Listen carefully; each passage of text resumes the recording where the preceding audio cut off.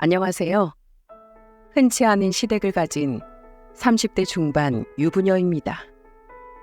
그런 저희 시댁과 친정 사이엔 아주 큰 사건이 하나 있었어요.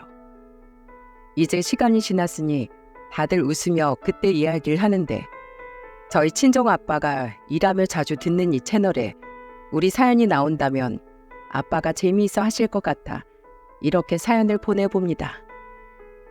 저는 시집살이나 고부 갈등 같은 건 전혀 겪을 걱정이 없었어요.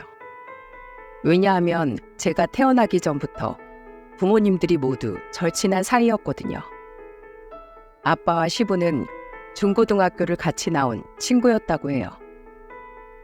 저희 나름 큰 지방 광역시에 살고 있는데 아빠께선 이 지역 토박이세요. 반면 시부는 어릴 적 깡시골에서 사시다가 지금 지역으로 중학교 시절에 이사를 왔다고 하셨죠. 도시에 적응하지 못하던 시부를 챙겨줬던 사람이 바로 아빠였다고 하더라고요. 두 분은 그때부터 제일 친한 친구가 되었다고 합니다. 지금 생각해보면 학창시절 친구라는 게 참 희한해요. 아빠는 무척 당차고 활동적인 성격이셨고 시부는 공부만 하던 조용한 학생이었다고 했거든요. 시부는 유일하게 아빠와 계실 때만 오락도 하고 영화도 보는 등 나름의 일탈을 하셨는데 그 시간이 그렇게 좋으셨다고 하네요. 아무튼 공부를 잘했던 시부께선 서울의 의대에 진학하셨고 아빠는 고향에 남아 식당에서 일을 시작하셨어요. 할머니가 일찍 돌아가셔서 일을 나간 할아버지 대신 어릴 적부터 밥을 했던 아빠는 타고나길 손맛이 참 좋으셨다고 해요. 오죽했으면 할아버지께서 네 엄마가 나중에 하늘에서 들으면 서운해하겠지만 음식 맛은 네가 네 엄마보다 낫다.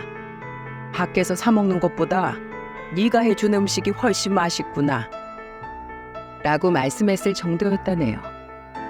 게다가 자신이 한 음식을 남이 맛있어하는 모습을 보면 자신도 뿌듯해지는 것 같아 요식업 쪽으로 마음을 정하셨대요. 그리고 열심히 일해서 모은 돈으로 27에 코다리찜 가게를 차리신 거죠. 당시엔 남자가 식당을 하는 일은 거의 없던 시대라 주위에서 많이 걱정을 했었다는데 다행히 아빠의 식당은 입소문이 나서 금세 자리를 잡았답니다. 그러다 아빠의 인생이 뒤바뀐 건 당시 레지던트 생활을 하던 시부께서 결혼 약속을 했던 시모와 아빠의 식당에 놀러왔던 날이었습니다. 현보가 나왔다. 아니 이게 누구야? 귀하신 의사 선생님 아니야? 옆엔 저번에 말해줬던 재수씨? 시부와 시모는 선을 통해 서로를 만났다고 하셨어요. 시모는 서울 중산층 집안의 외동딸이셨죠. 아빠와 시부보다 3살 어리셨던 시모는 이 지역에 친한 언니가 살고 있다며 온 김에 언니를 불러도 괜찮냐고 물어보셨대요. 당연히 아빠와 시부는 흔쾌히 된다고 대답하셨고요. 언니, 여기야. 그렇게 시모를 만나러 아빠의 가게로 찾아온 사람이 바로 지금의 제 엄마였답니다. 당시 변호사였던 엄마는 아빠를 처음 본 날 아주 홀딱 반하셨다고 해요. 그 자리에 있던 누구보다 유쾌하고 호탕한 것이 참 좋아 보였다고요. 게다가 자신이 하는 음식에 대한 자부심이 남달랐던 아빠가 그렇게 멋있을 수가 없더랍니다. 그렇게 저희 부모님과 시부모님께선 6개월의 터울을 두고 각각 결혼식을 올리셨습니다. 그리고 같은 해에 태어난 두 집안의 첫째가 바로 저와 남편이었죠. 어릴 적엔 맞벌이였던 부모님 때문에 남동생 둘과 저는 외갓집에 자주 맡겨졌었어요. 저희 외할머니께선 성격이 굉장히 강한 분이었어요. 당시 저희 지역의 유지였던 외할머니, 외할아버지께선 가난하고 부모도 없던 아빠를 탐탁지 않아 하셨다는데 엄마는 황소고집으로 반대를 물리쳤다고 했죠. 어느 날은 퇴근 후 저와 동생들을 데리러 온 엄마와 외할머니가 언쟁을 하기도 했어요. 또 바쁜 네가 애들 데리러 온 거야? 강서방은 그깟 식당 얼마나 번다고 바쁜 변호사 아내를 이렇게 부려먹니? 가진 게 없이 내 딸을 데려갔으면 자기가 남들보다 2배, 3배는 잘해야 하는 거 아니야? 엄마, 내가 애들 아빠 그렇게 이야기하지 말랬지. 식당이 늦게까지 하니까 일찍 끝난 내가 애들 데리러 온 게 뭐가 어때서 그래? 속상해서 그렇지, 속상해서. 네가 빠지는 게 뭐가 있냐? 집 잘 살아. 얼굴도 그만하면 괜찮어. 그리고 직업도 좋아. 그러게 내 말 듣고 선 봐서 결혼했으면 이 고생을 안 했어도 되잖아. 평소에도 외할머니가 아빠에 대해 좋게 이야기했던 건 아니었지만 전날은 말씀이 좀 심하시더군요. 당시 7살이었던 제가 듣기에도 거북할 정도로 말이에요.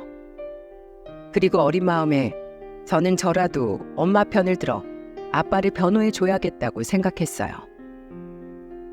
할머니, 우리 아빠 나쁘게 말하지 마요. 우리 아빠가 엄마랑 우리한테 얼마나 잘해주는데요. 할머니 자꾸 우리 아빠 싫어하면 나도 할머니 싫어할 거예요. 나중에 듣기를 저와 동생들을 그렇게 예뻐했던 외할머니는 그날 제 말에 엄청난 충격을 받았다고 해요. 이후 저는 외갓집에 가지 않겠다며 떼를 썼고 전말을 들은 아빠께선 저희에게 이렇게 말씀하셨습니다. 아영아, 외할머니가 아빠를 나쁘게 이야기해서 속상했어? 근데 그건 엄마랑 아빠가 아영이랑 동생들을 사랑하는 만큼 외할머니가 자식인 엄마를 사랑해서 그러신 거야. 아빠도 나중에 우리 아영이가 다른 놈한테 시집 간다고 하면 괜히 그놈이 아주 미울 것 같은데? 아빠한텐 우리 아영이가 세상 누구랑 견주어도 아까울 만큼 소중하거든.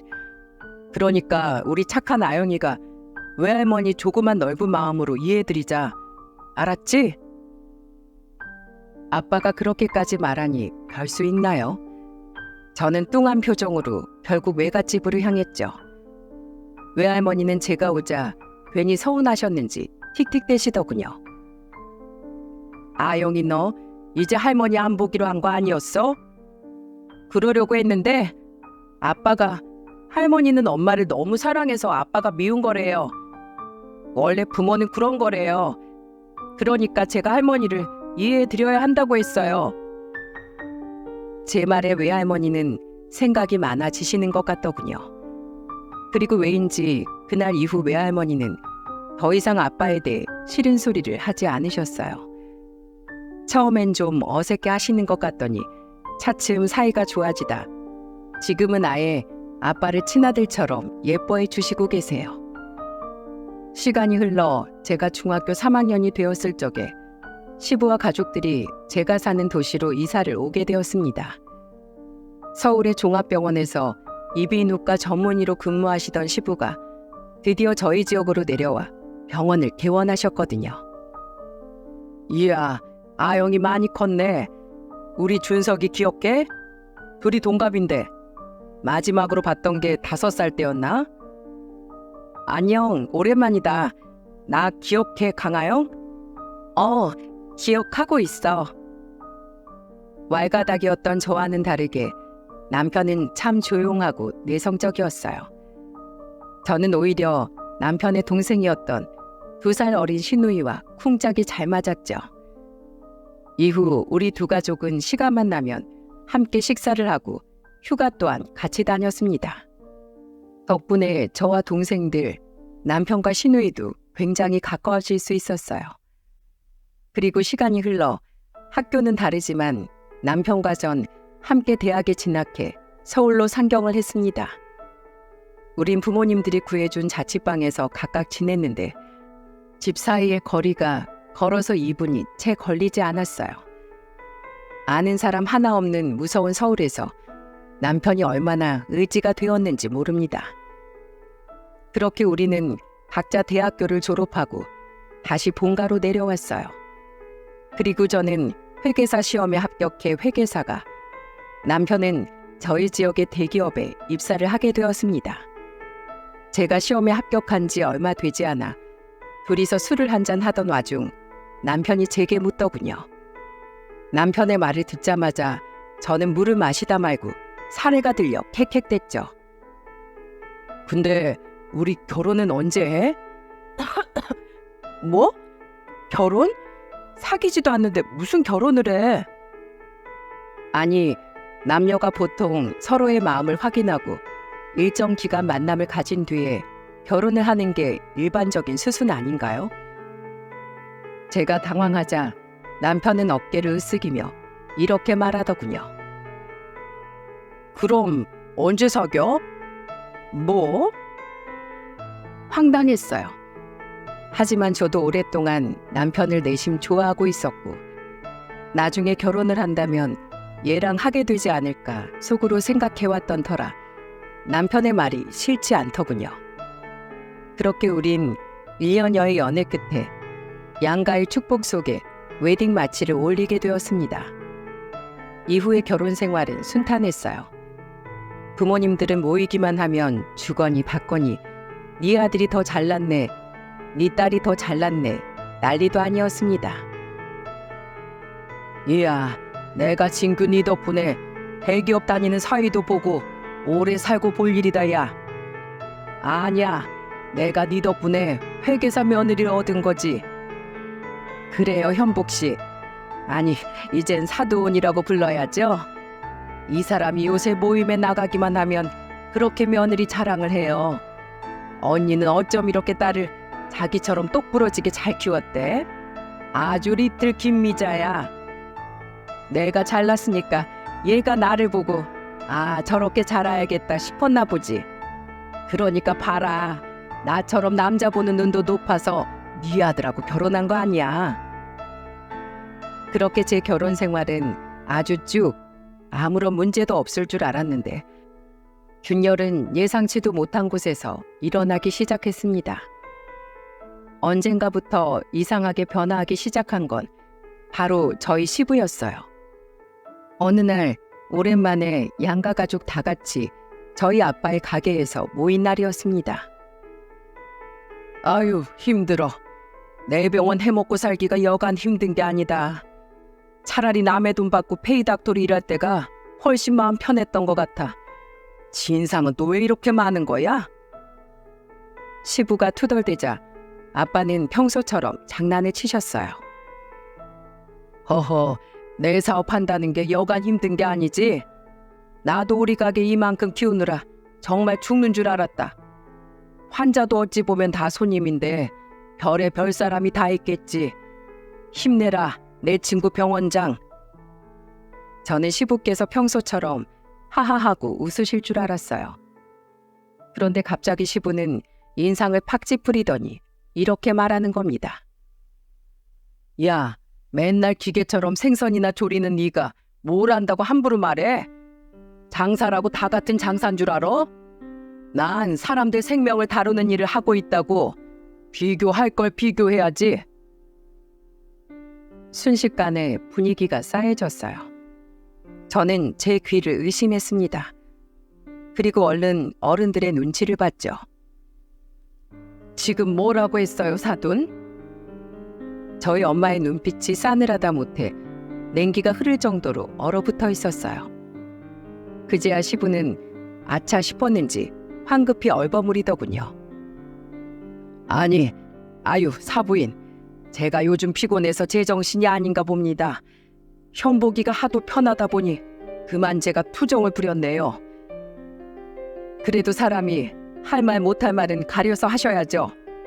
제 남편이 감정 쓰레기통도 아니고 앞으로 그런 언행을 삼가주셨으면 좋겠네요.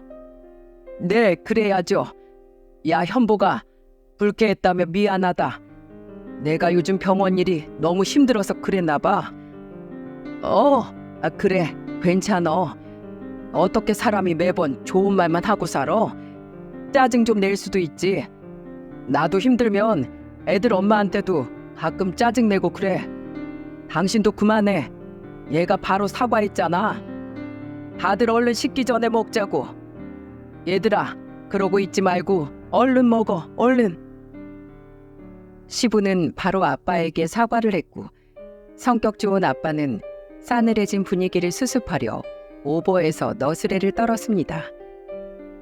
엄마도 성격은 불같았지만 뒤끝은 없던 터라 분위기는 금방 다시 화기애애해졌어요. 하지만 그날 일은 앞으로 일어날 일들의 시발점일 뿐이었습니다. 시부는 그날 이후로도 종종 아빠를 무시하는 듯한 발언을 하기 시작했어요. 우리 다음엔 고기나 구워 먹으러 갈까? 삼겹살에 소주 어때요, 사부인? 야, 삼겹살은 무슨 삼겹살이야? 격 떨어지게. 그러지 말고 코스 요리나 먹으러 가. 내가 자주 가는 데 있어. 삼겹살이 무슨 격이 떨어져? 맛있으면 된 거지. 야, 엄마. 나이가 들었으면 나이에 맞게 체면 차릴 줄도 알아야지. 언제까지 만나기만 하면 그깟 저가 음식들이나 먹어야 되냐? 이래서 사람은 어울리는 사람들이 중요하다니까? 맨날 어울리는 사람이라고 해봐야 같이 일하는 식당 직원들이 다 아니까 돈 쓸 줄도 모르지. 저희 시부 원래 저렇게 무례한 사람은 아니었거든요. 그런데 저번부터 자꾸 저런 소리를 하니 솔직히 기분 나쁘더라고요. 꼭 식당을 하는 저희 아빠를 깔보는 것 같아서 말이죠. 이번에 숨기지 않고 저도 인상을 쓰고 있는데 옆자리에서 뭔가 떨리는 것이 느껴졌습니다. 바로 제 옆에 앉아있던 엄마가 주먹을 쥐고 부들거리고 있었어요. 저는 엄마가 또 한 소리 하겠구나 생각하고 있는데 아빠가 테이블 밑으로 그런 엄마의 손을 지그시 잡더라고요. 참으라는 의미로요. 그래, 그러자. 나는 그런 고급 식당은 잘 아는 데가 없으니까 네가 예약해놔. 의사 친구 덕분에 나도 어디 좋은 데서 식사 좀 해보자. 그렇게 말씀하신 아빠는 엄마를 향해 작게 고개를 저으시더군요. 엄마는 마지못해 아빠의 얼굴을 보고 참고 넘기셨고요. 솔직히 시부가 갑자기 왜 저러나 싶었습니다. 원래 두 분은 서로 없이 못 살 정도로 친하셨는데 말입니다.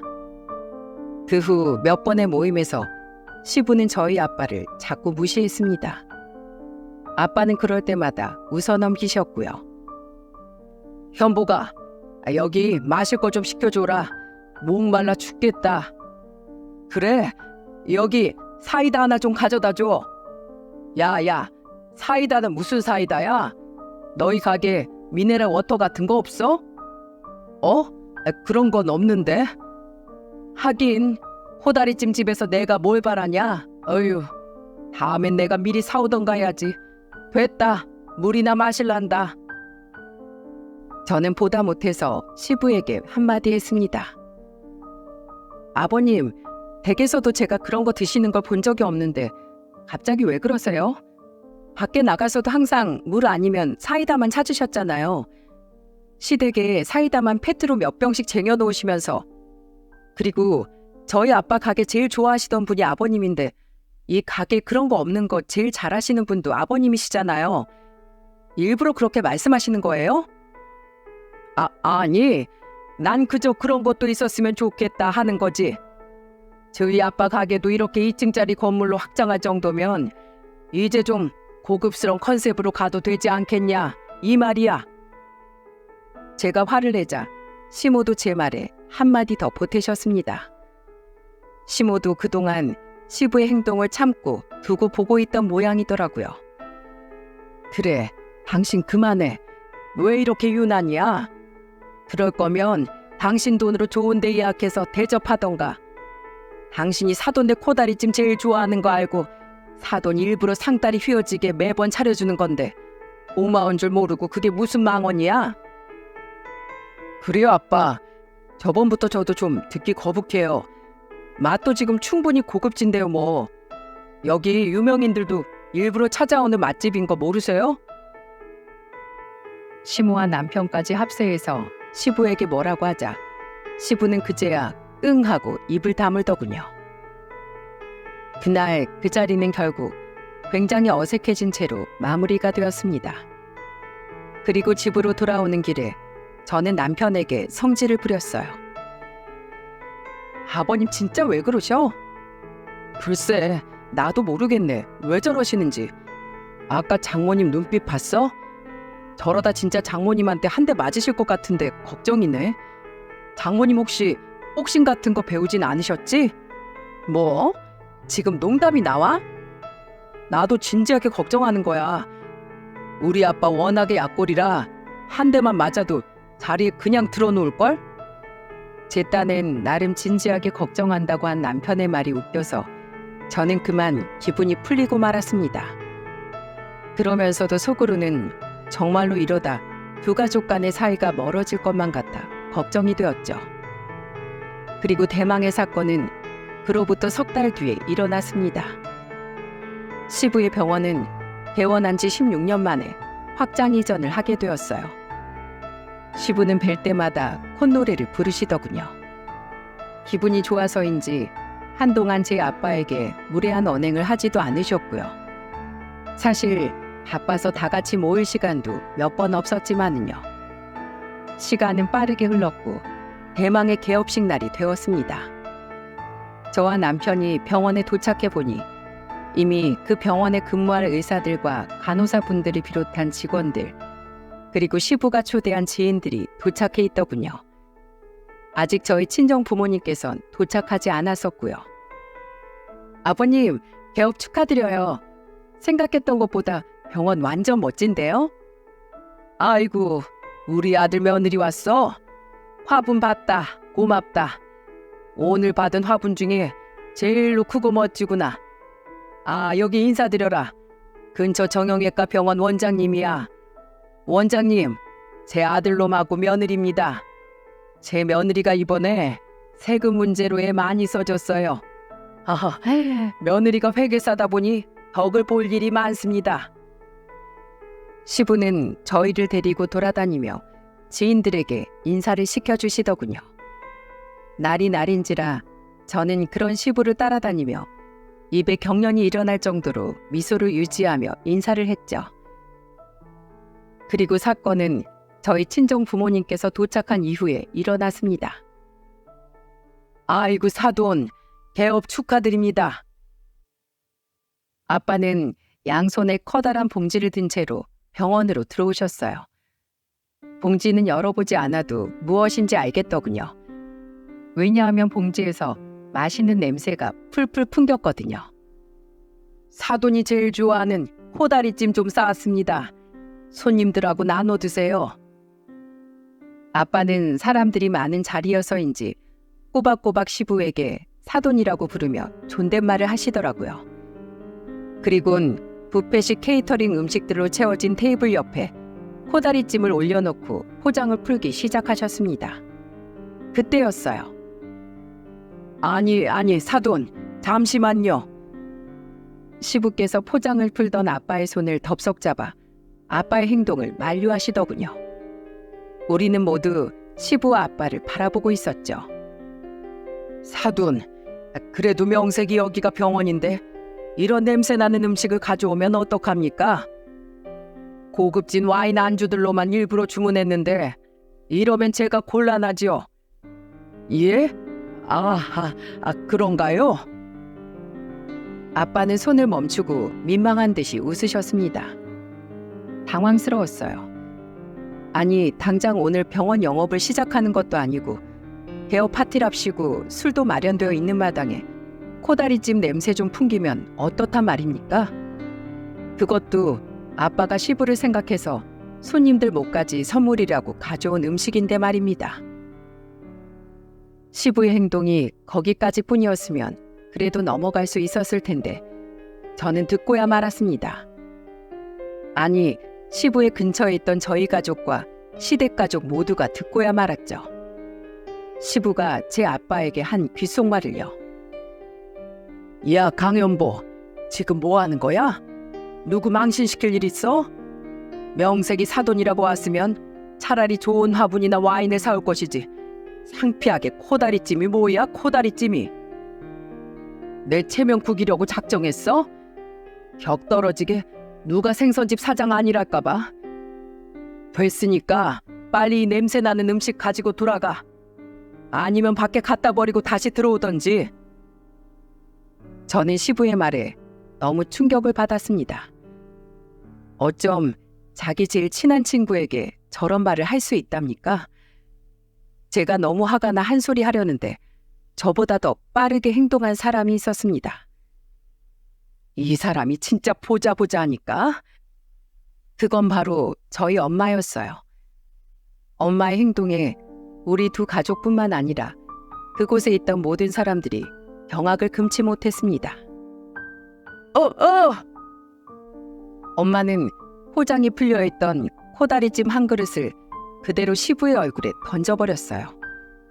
시부의 얼굴과 차려입었던 비싼 정장은 시뻘건 코다리찜으로 범벅이 되어버렸죠. 무서운 정적이 병원을 휩쓸고 지나갔습니다. 그 와중에 바닥에 나뒹굴고 있는 코다리들 위로 시부의 얼굴에서 흘러내린 양념들이 뚝뚝 떨어지고 있었어요. 아직 식지 않은 코다리들 위에선 김이 모락모락 올라왔고요. 아 뜨거! 사부인, 이게 지금 무슨 짓입니까? 무슨 짓? 무슨 짓이라고 했니 지금? 저기요 사돈, 내 남편하고 거의 46년을 알지 않았어요? 그런 제일 친한 친구한테 뭐가 어째? 창피해요? 내 남편 때문에 체면을 구겨? 그동안 내가 내 남편 때문에 참았는데 진짜 원 꼴 같지 않아서 더는 못 봐주겠네. 이봐요, 당신 지금 실수한 거야. 나는 지금 코다리찜을 당신한테 엎은 게 아니라 내 남편과 당신과의 세월을 던진 거야. 내 남편이 이제 당신 볼 일 없을 거라고. 내가 앞으로 못 만나게 할 거니까. 사부인, 그만하죠. 여기 내 병원 개업식입니다. 사람을 망신시켜도 유분수지. 지금 이게 뭐 하는 짓입니까? 어디 모욕죄로 고소 한번 당해볼래요? 모욕죄? 하세요, 고소해. 내가 변호사야, 내가. 그렇게 더럽게 나오겠다 이거지? 내가 이 병원에 얼마를 투자했는지 알아요? 사돈이고 내 남편 친구라서? 그 투자금 당장 빼버릴 거야. 여보, 가요. 아, 뭐해? 안 따라 나와? 강아영, 너도 나와. 아빠는 잔뜩 움츠러든 채로 엄마를 따라 나섰습니다. 저 또한 그 뒤를 따라 나섰죠. 저희 엄마 눈에서 정말 불이든 레이저빔이든 나올 것 같았거든요. 안 따라 나가면 저까지 죽을 것 같았죠. 그리고 그런 우리 뒤를 남편과 시모, 신우까지 쫓아서 나오더라고요. 병원 밖에 나온 엄마는 뒤를 획 돌아 따라 나온 시모를 노려보며 소리쳤습니다. 넌 왜 나와? 네 잘난 병원장 남편 얼굴에 묻은 양념이나 닦아줄 것이지. 언니, 내가 미안해. 기분 많이 나빴지? 아휴, 정말 동네 망신스러워서. 잘했어, 언니. 저 사람은 망신 한번 당해봐야 돼. 최근에 무슨 병원장 모임인지 거기 줄기차게 나가기 시작하더니 사람이 허파에 바람만 잔뜩 들어와서는 무슨 와인 수업을 듣겠다고 하질 않나. 집에 뜬금없이 듣지도 않던 클래식 음악 전집을 틀어놓질 않나. 서민들이 어쩌고 상류층이 어쩌고 하더니 결국 저 사다를 냈어. 격이 떨어져? 시골 코찔찔이었던 자기 과거 생각 못하고 누구 앞에서 지금 주름을 잡는 거야? 감히 내 앞에서 교양을 노네? 내가 어디 가만두나 봐라. 제가 말했었죠. 저희 외가 나름 지역에서 터를 잡은 유지 집안이었거든요. 그것도 대대손손 법조계 인물들을 대에 한 명씩은 배출할 정도로요. 저희 외할아버지께서도 판사였고요. 그런 엄마 앞에서 품이니 뭐니 하는 말로 엄마가 세상에서 제일 좋아하는 아빠를 무시했으니 엄마가 코웃음 칠만 했죠. 그리고 저는 몰랐는데 그 병원을 짓는데 엄마의 돈이 투자금 명목으로 많이 들어갔었던 모양입니다. 시모의 친정 부모님께선 도와주려고 하셔도 그 정도의 재력은 없으셨다고 해요. 해서 시모께서 물려받은 재산이 많은 저희 엄마에게 투자 좀 해달라고 부탁을 했던 모양이더라고요. 그 후 엄마는 정말로 투자금을 모조리 회수하겠다며 노발대발 하셨습니다. 아빠는 그런 엄마를 겨우겨우 말리기 바빴고요. 여보, 그러지 마. 그러다 진규 걔 진짜 쫄딱 망해. 망해보라지. 먼저 고소니 뭐니 얘기했던 게 그 사람 아니야? 감히 내 남편을 무시해? 그래도 진규 내 오랜 친구잖아. 일단 진정하고 돈 가지고 치사하게 굴지 말자. 그게 제일 교양 없는 짓이라고 당신이 이야기했었잖아. 아우, 진짜 당신 사람이 착한 거야 멍청한 거야? 짜증나 진짜. 아빠는 으르렁대는 엄마를 진땀을 빼가며 겨우 말리는데 성공했습니다. 하지만 엄마는 이대로는 절대로 분이 풀리지 않는다며 앞으로 절대 시부를 만나지 말라고 아빠에게 신신당부를 했습니다. 그리고 다음 날 엄마를 진정시키려 저와 남편도 친정에 머물러 있을 때 시모가 찾아오셨더군요. 왜? 엄마는 전날 시모가 사과를 했는데도 마음이 풀리지 않았는지 쌀쌀맞게 시모를 맞이했습니다. 사부인, 아니 언니, 내가 애들 아빠 집에서 쫓아냈어. 모텔이든 어디로든 가버리라고. 그리고 행여나 언니한테 고소라도 할라치면 그때 나랑 이혼부터 할 각오하라고 으름장을 놨어. 내가 비밀번호랑 다 바꿔버려서 아마 마음대로는 못 들어올 거야. 내가 사돈 어른이랑 언니한테 싹싹 빌고 올 거 아니면 집에 발도 못 들일 줄 알라고 해놨으니까 나랑 이혼하기 싫으면 사과하러 찾아오겠지. 그러니까 일단 성질 좀 그만 내. 언니 얼굴에 주름 생겨. 시모가 그렇게까지 했다는데 조금 놀라긴 했지만 이내 시모답다는 생각이 들더군요. 시모야 워낙 천성이 착하고 고상한 분이라 예의에 어긋나는 짓을 굉장히 싫어하셨거든요. 시모의 말을 들은 엄마는 그제야 잔뜩 올라갔던 눈썹을 내리시곤 한숨을 푹 쉬며 시모에게 앉으라고 권하셨습니다. 네 남편 정말 왜 그런다니? 때늦은 도둑질에 시간 가는 줄 모른다고. 정말 늦바람이 무섭다 무서워. 도대체 어떤 놈들을 만나서 돌아다녔길래 그런 헛바람이 들었대? 아휴, 나도 몰라. 무슨 골프 모임에서 만난 사람들이라는데 어디서 그런 가짜는 것들을 만나가지고 원. 속이 탄다 속이 타. 사도는 좀 괜찮으셔? 기분 많이 상하셨지? 두 분은 언제 싸웠냐는 듯 주거니 받거니 하며 푸념을 늘어놓으시더군요. 두 분의 대화를 듣고 저와 남편은 방으로 들어와 고민을 하기 시작했습니다. 이대로 가다간 정말로 양가 사이가 틀어질 것 같았죠. 나는 당신이 우리 아버지 평생 안 본다고 해도 괜찮아. 나라도 많이 화나고 속상할 테니까. 당연히 화나고 속상하지. 근데 우리 아빠 성격 알잖아. 사이가 그렇게까지 틀어지면 가운데서 제일 속상해할 사람은 우리 아빠일걸? 당한 사람도 우리 아빠인데 참 아이러니해. 그치? 그렇긴 하지. 근데 장모님은 쉽게 마음 풀리실 것 같지 않은데. 그래서 말인데 우리 이렇게 해볼까? 시간 앞에 장사 없다잖아. 일단 아버님이 무작정 사과하러 오시기 전에 엄마 기분이 좀 풀릴 시간을 벌자. 당시 우리 두 가족은 여름 휴가 계획을 세웠어요. 시모를 제외한 양가 어른들 세 분 다 그 해가 환갑이셨거든요. 기념으로 다 함께 베트남으로 떠날 계획이었죠. 저는 가족들을 불러 모아 조금 앞당겨 여행을 떠나자고 했어요. 시부를 빼고서 말입니다. 제 말을 듣고 시모께선 갑자기 까르르 웃음을 터뜨리셨어요. 아이고, 좋은 생각이다. 그 양반 우리끼리 여행 갔다는 거 알면 약 좀 오르겠는데? 그래, 꼬시긴 하겠다. 당신 이번엔 군말 없이 따러. 다수결이니까.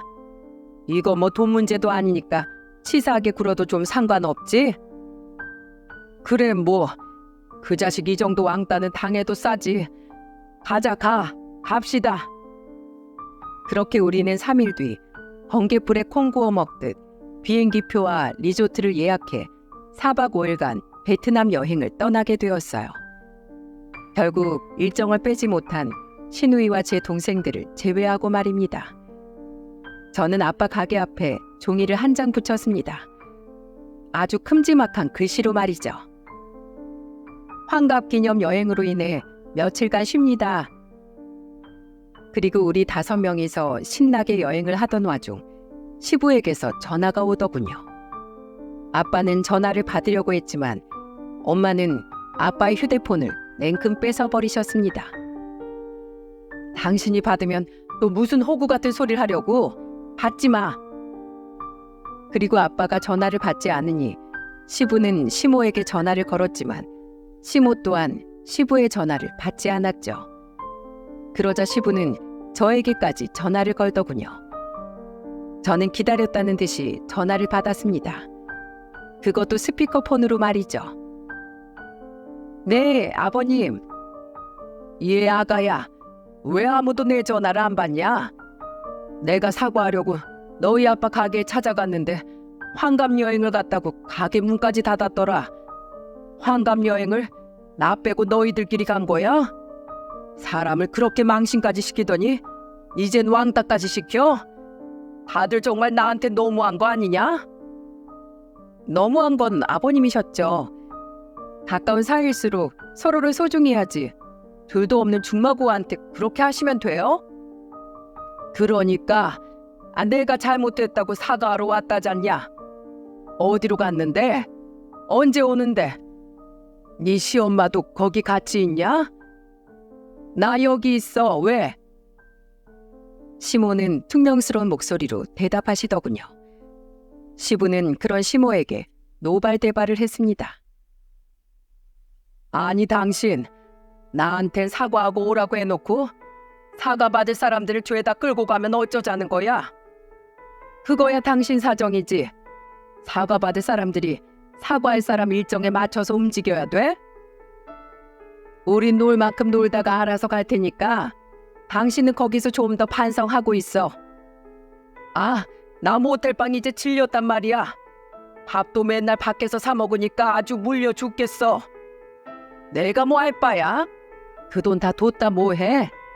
가서 좋아하는 비싼 코스 요리도 먹고 스테이크도 실컷 썰고 해. 음료는 꼭 미네랄 워터로 먹고. 끊어.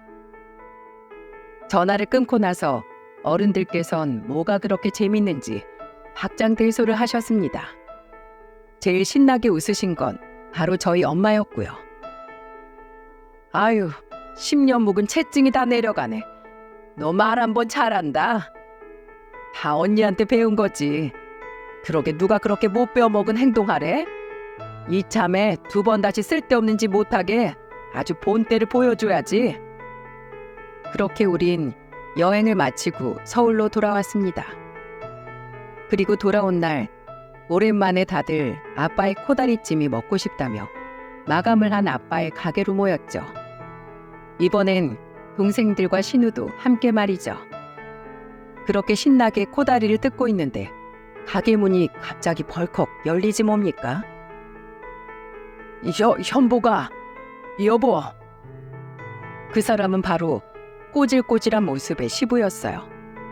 우리는 전부 코다리를 뜯다 말고 놀라 시부를 다 함께 쳐다봤죠. 이제야 돌아왔구만. 내가 매일 퇴근할 때마다 가게 문이 열렸는지 아닌지 확인하느라 얼마나 애먹었는지 알아? 잔뜩 울상이 된 시부는 우리 앞으로 성큼성큼 걸어오더군요. 그리고 이어진 시부의 행동에 우리 모두 뜯던 코다리를 접시로 툭 떨구고 말았어요. 내가 미안하다 현보가. 사부인, 제가 어리석었습니다. 아주 무식한 짓을 저질렀어요. 바로 시부가 글쎄 엄마와 아빠 앞에 무릎을 털썩 꿇은 겁니다. 야야, 뭐 하는 거야? 얼른 일어나. 당황한 아빠는 시부를 일으키려 하셨지만 시부는 꿈쩍하지 않았어요. 엄마는 팔짱을 끼고 그런 시부를 바라만 보고 있었죠. 아니야, 잘못한 건 잘못했다고 비는 게 맞아. 현보가, 내가 잠깐 어떻게 됐었나 보다.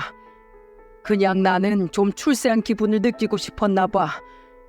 그러려면 내가 내 수준을 먼저 높여야 한다고 생각했는데 그 방법이 잘못됐던 것 같다. 정작 내 품위를 깎아먹은 건 나 스스로였던 거야. 흥, 그걸 이제 아셨어요? 엄마가 콧방귀를 끼며 비아냥댔습니다. 하지만 전 엄마의 표정을 보고 알 수 있었어요. 이미 엄마의 화가 조금은 누그러졌다는 사실을요. 사부인, 제가 없이 자라서 잘 몰랐습니다. 병원도 말이 제 병원이었지 죄다 대출금에 애들 학비에 크게 넉넉할 틈이 없었어요. 그러다 겨우 좀 여유로워지니까 제가 뭐라도 된 것처럼 헛바람이 단단히 들었나 봅니다. 허상에 눈이 가려져 정작 중요한 내 친구를 제대로 못 봤어요. 현보가 미안하다. 기분 많이 상했지? 이런 못난 놈이라도 한 번만 용서해 준다면 2번 다시 이런 일 없게 하마. 사부인, 저 한 번만 용서해 주시면 안 될까요? 모두가 엄마를 바라보았죠.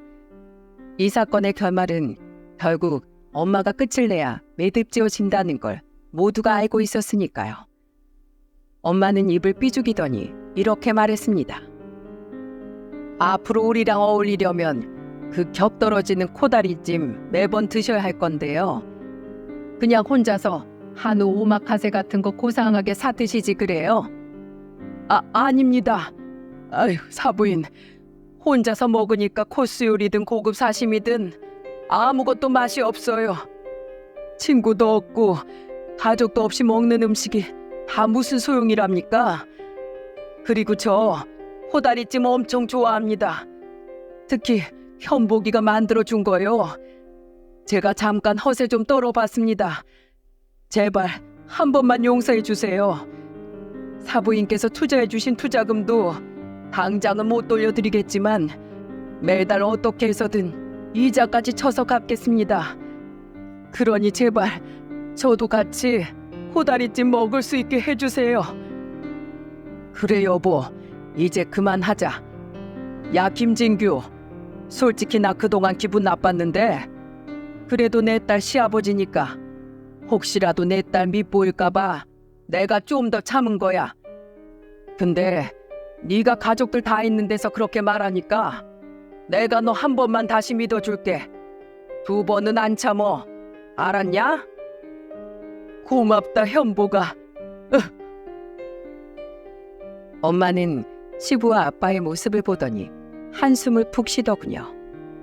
그리고 마지못해 이렇게 말씀하셨습니다. 아유, 올라와서 앉던가 말던가요. 앞접시는 알아서 가져오세요. 제 남편 시키지 말고. 네, 그럼요. 감사합니다. 감사합니다, 사부인. 시부는 허둥지둥 자리에서 일어나 앞접시를 가지고 와 좌석 끄트머리에 앉더군요. 엄마는 아무 말 없이 코다리 하나를 국자로 퍼 시부의 접시에 덜어주었죠. 시부는 코다리를 한 입 물더니 다시 눈물을 뚝뚝 떨구기 시작했습니다. 그리고 이내 서러움이 폭발했는지 엉엉 울더군요. 시모와 아빠도 시부의 눈물을 보자 괜히 눈시울을 붉혔고요. 덕분에 저도 코끝이 찡해지는 걸 겨우 참았네요. 이후 우리 두 가족은 전처럼 다시 사이좋게 지내게 되었습니다. 다만 한 가지 달라진 것이 있다면 바로 시부였어요. 자자, 된장찌개가 왔습니다. 왔어요. 바로 그동안 손 하나 까딱 않던 시부가 우리의 모임 때마다 사 먹을 때가 아니면 요리를 하기 시작했다는 거예요. 원래 항상 요리 담당은 저희 아빠였거든요. 어디 사돈이 끓인 찌개 맛 좀 볼까요? 그러게.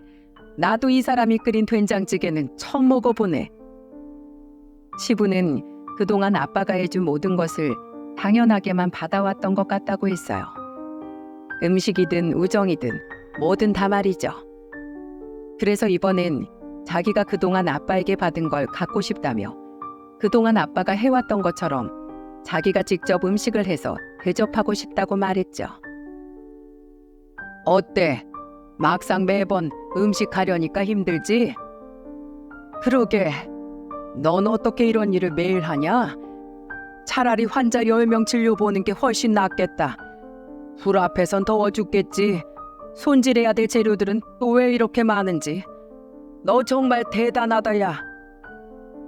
그리고 시부는 저희 엄마가 투자금을 회수하지 않기로 한 걸 여태 모르시고 다달이 이자까지 두둑하게 쳐서 엄마에게 돈을 갚고 계십니다.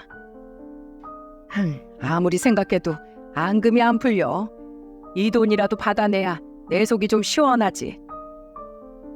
하지만 아빠가 제게 몰래 귀띔을 해주셨기 때문에 저는 그런 엄마의 속뜻을 알고 있었죠. 내년에 네 신우 경선이 결혼하는 거 알지?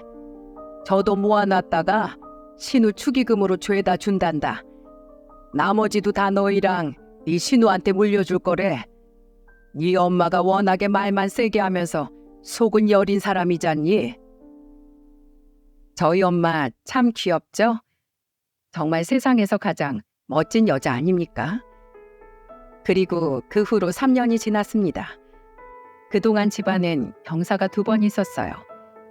앞서 말한 것처럼 한 번은 신우가 결혼을 한 거고, 하나는 말이죠. 저희 부부에게 아주 건강한 아들이 생긴 거랍니다. 조금 있으면 벌써 아들의 돌이랍니다. 아직 태어난 지 1년이 채 되지 않았는데도 얼마 전엔 벽을 잡고 걷기 시작하더라고요. 기특하죠? 그 모습을 촬영해서 두 가족이 함께 있는 단체 채팅방에 올리자 글쎄 부모님들의 메신저 프로필 사진이 죄다 그 영상 캡처 사진으로 변해 있더라고요. 그리고 얼마 전 아빠 시부가 오랜만에 두 분끼리 소주를 한 잔 하셨던 적이 있습니다. 그때 옆에서 두 분의 대화를 듣는데 어찌나 웃음이 나던지요. 아휴, 야 현보가 이번 추석엔 경선이네 시댁에 또 무슨 선물을 보내야 되냐? 그동안 소고기, 조기, 한과 세트 다 보냈었는데 똑같은 거 보내도 되는 거야? 몰라. 내 딸 시댁이라고 해봤자 너네 집인데 난 너네 집에 뭘 따로 보내본 적이 없어서. 왜? 그쪽에서 다 마음에 안 들어 한대? 아니 그건 아닌데 이게 아들 결혼시켰을 때랑 또 다르네. 혹시 내 딸 시댁에 밉볼까봐 하나부터 10까지 신경이 안 쓰이는 게 없어. 너도 이랬냐? 너도 그래서 그때 날 그렇게 참아준 거야? 그래, 거 봐라. 딸 자식 시집 보내고 나서도 보통 신경 쓰이는 게 아니지? 야야, 꼬시다 꼬셔. 이제 그때 내 맘 좀 알겠냐? 아유, 그래. 내가 죽을 죄를 지었어. 한 잔 더 받으시지요, 사돈. 예, 사돈. 감사히 받겠습니다. 앞으로도 제 딸 좀 잘 부탁드려요. 예, 여부가 있겠습니까? 그분은 이제 그때 일을 농담처럼 안주 삼아 이야기하시더라고요. 참 다행이지 뭐예요.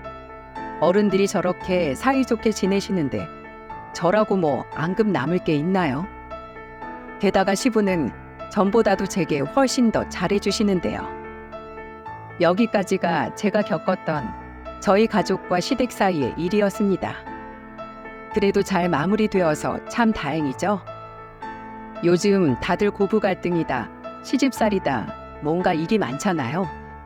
미우나 고우나 그래도 가족이니 한 번쯤은 미운 마음을 내려놓고 회포를 푸는 자리를 가져보시는 게 어떨까요? 물론 말로 해결되지 않을 것 같으면 단호히 관계를 끊는 결단력도 필요하겠지만은요. 그럼 제 사연을 들어주신 여러분 감사합니다.